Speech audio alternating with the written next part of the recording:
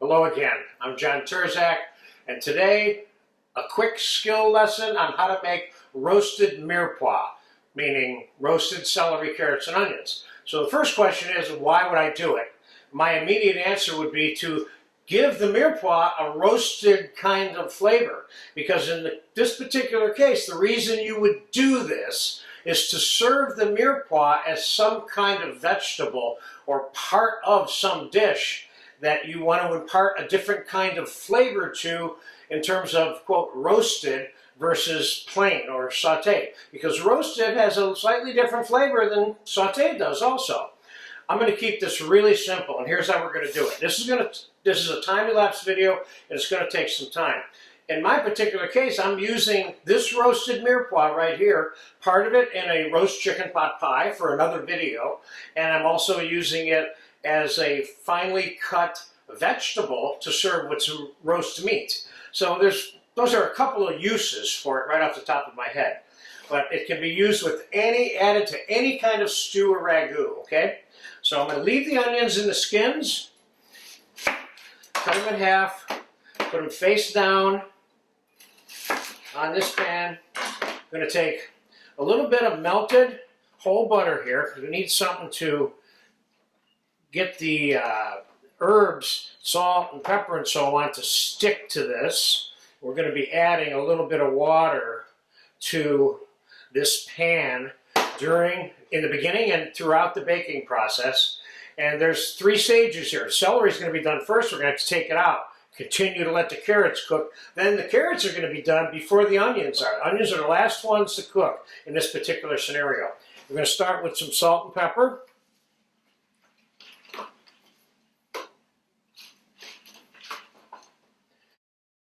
I'm going to put some dried herbs on there. These are optional. I mean, it depends what you want your roasted vegetables to taste like. God forbid I should tell you what your food should taste like, other than good, of course. But any way you make this, roasted plain with salt and pepper, or adding what I'm doing now, for example, they're going to be good. And they will take on a different, so I ended up with a little bit of thyme, oregano, dried basil, and a pinch of rosemary. Okay, no big deal. Now I'm going to take a little bit of water, put it on the pan.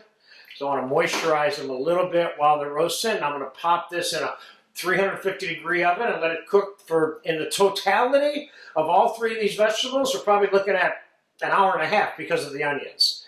Celery will probably be out in 30 minutes. Carrots will be out in about an hour. So let's get it in the oven, and I will bring you back to this process as it proceeds. And so I'll see you in about 30 minutes when the celery's done. Okay, we fast forwarded here about 45 minutes. And I said the celery would be done in a half an hour, but it wasn't. So it's been about 45 minutes, and let's just take a look at what we got here real quick. It's already looking more like edible. So let's pull the celery off.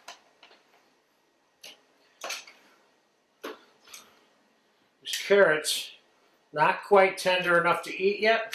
And in my opinion, the onions could be eaten now, but I want them cooked more. So I'm going to put these back in, and I'll be back in another half an hour. They'll probably both be done at the same time then, and then we'll talk a little bit more about them, and we'll wrap this little skill video up. The vegetables have been roasting for 2 hours. I took the celery out, as you saw, and now I shut this oven off a little bit ago so I could handle these a little bit. But here we have roasted carrots. They got a little brown on them, and that's good.